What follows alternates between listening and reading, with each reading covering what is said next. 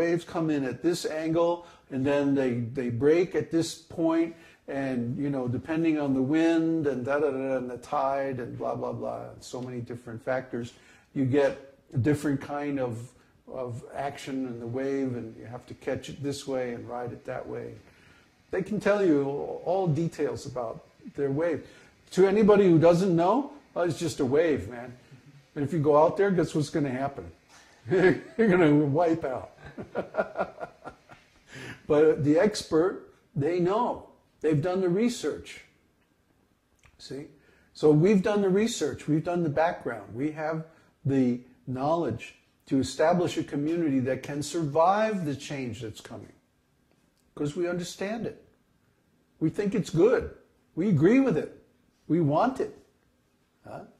So in this way, we are going to ride this wave of change. And we're going to create a community that will be in a position to reboot human civilization after the singularity. And that's the real meaning of the bridge community.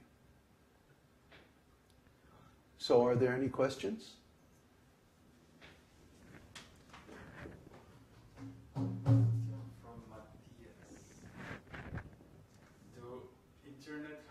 Does internet have a Vedic quality due to decentralization?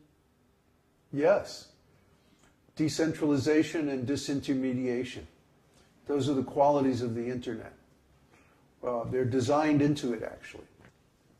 The internet was designed by DARPA, the Defense Administration Research Projects Agency, to survive an atomic attack.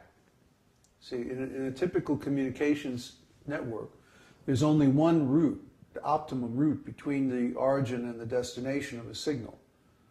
And if you destroy the connection anywhere along that route, then those 2 points can't communicate anymore.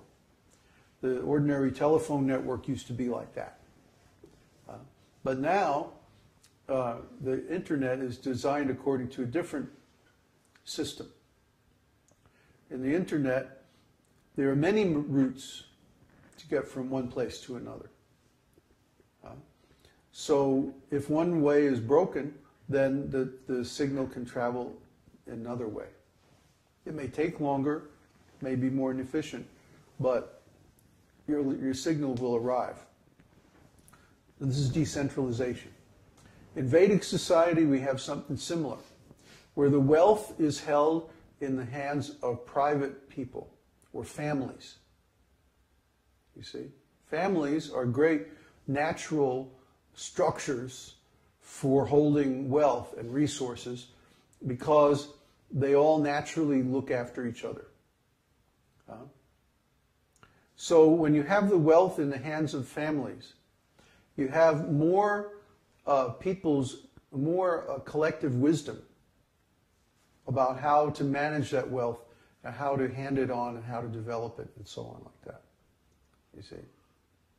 This is much better than individuals having wealth and much, much better than corporations having wealth because the wealth is created and held and consumed within the same group of people.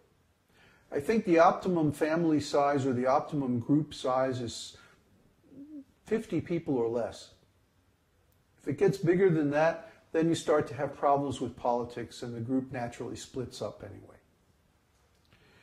So basically, the Vedic civilization supports decentralization of wealth. That way, if anything happens to one family, the other families in the village can take up the slack.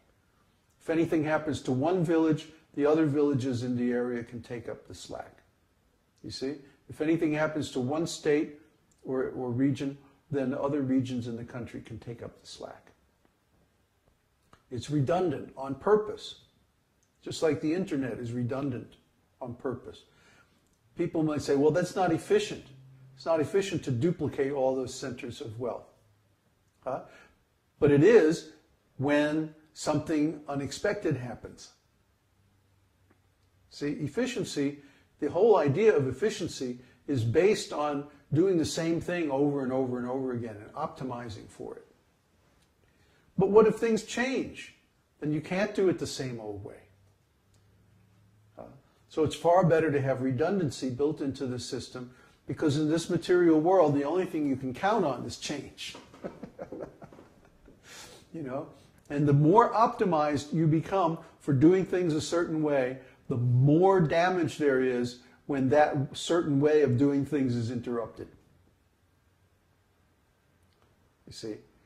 So the Vedic civilization is designed from the beginning to be optimized for change, to be optimized for redundancy and decentralization. And the other thing is disintermediation.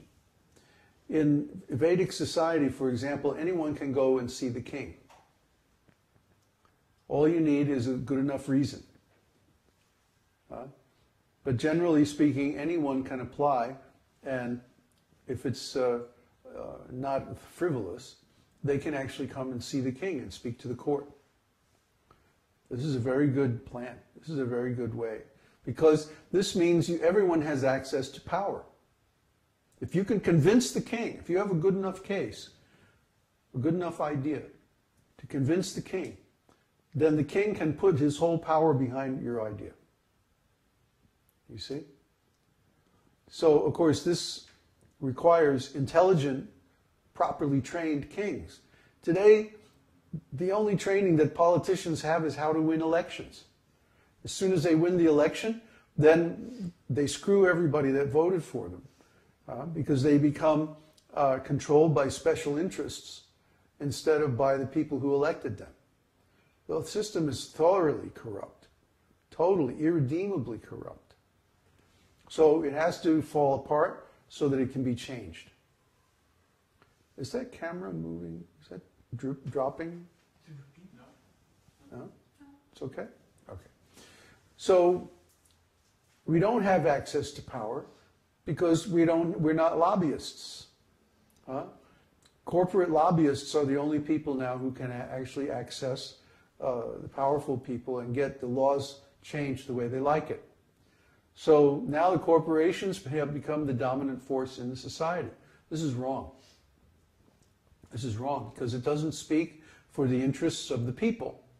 And the people are actually the ones who create the wealth, not some abstract fictitious entity. And this whole thing is so nuts.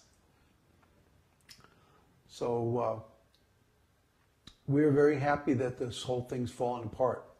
We don't like it at all, and we want to change it. But we don't want to change it through violent revolution, because that's the same cheating all over again. We just wait until it falls apart, and then we replace it by education. Next question. Visit from... sorry, this thing moved. Huh?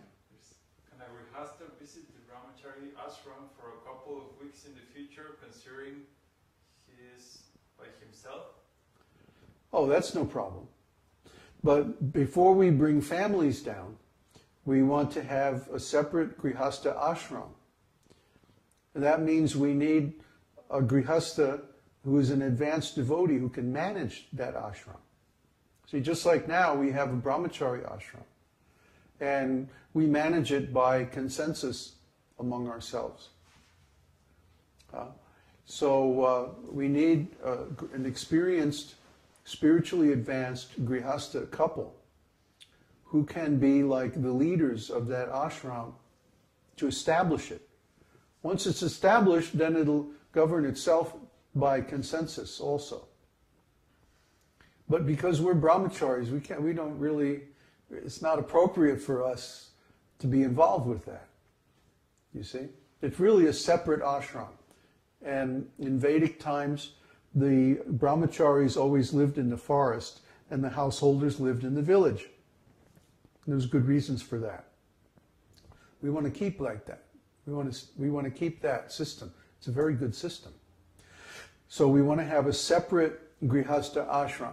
No, a single grihasta man can come and stay with us as a visitor. There's no problem.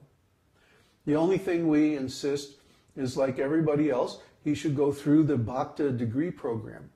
so that he understands the way that we live and the different prayers and different practices that we perform on a daily basis. Otherwise, he would be like a fish out of water, you know. He would be a disturbance, and he would feel awkward, and we would also feel awkward and uncomfortable. So that's our requirement. Anyone who wants to visit, single men are welcome to come and visit. Grihasta men can come and visit, but you have to go through the Bhakta program. What? Huh? You like that idea, huh? No, I'm reading the next question. Yeah. Something funny on the